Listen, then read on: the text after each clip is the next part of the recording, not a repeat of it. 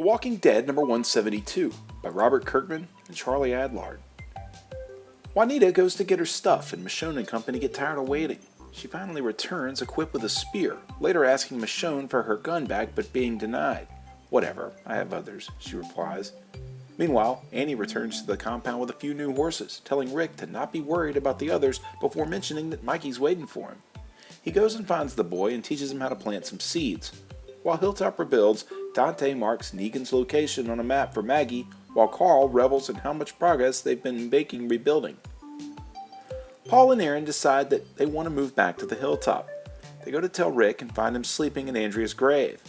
Back at the hilltop, Maggie thanks William for all their help rebuilding, and he mentions that she seems preoccupied. Meanwhile, Lydia and Carl keep talking. She thanks him for sticking by her. With all the ways that she's seen the community coming together, she finally feels like she belongs. They hug each other while Sophia mean mugs them in the background. Meanwhile, with Michonne's group, Yumiko asks Magna why she won't publicly disclose their relationship. While they discuss, Michonne lets Princess thread out some walkers with her spear. They walk back and Yumiko blabs it out to the group, although it was apparently no real secret. Back at Alexandria, Aaron and Paul leave out and Rick sends his thanks. In the tents, Carl can't sleep and rises to find Sophia awake outside. They talk and she reveals to him that she misses their talks. He tells her that they'll talk more while Maggie sits in her tent fretting. We get one more page of Rick crying in Andrea's grave when finally we see Paul looking at Aaron as he sleeps. Behind him walks a quiet Beta with a huge set of knives. With that, we're left to be continued. With the Season 8 premiere the other night, this book finds itself continuing further down a path that may or may not follow the television series, and I, for one, am totally cool with that. Robert Kirkman has given us some amazing characters, but the writers of this show have managed to develop them in even more complex ways.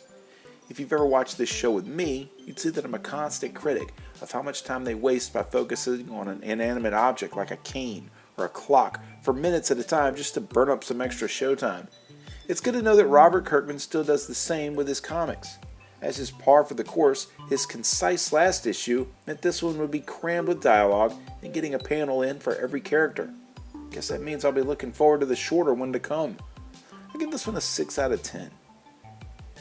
If you like this video, there's hundreds more like it, spanning several current and classic story arcs. Click the boxes here for more playlists. This video is also accompanied by my blog at nerdiestkidyouknow.com. You can also follow links to my Facebook and Twitter pages, as well as a link to this very issue for sale on my eBay page by clicking below.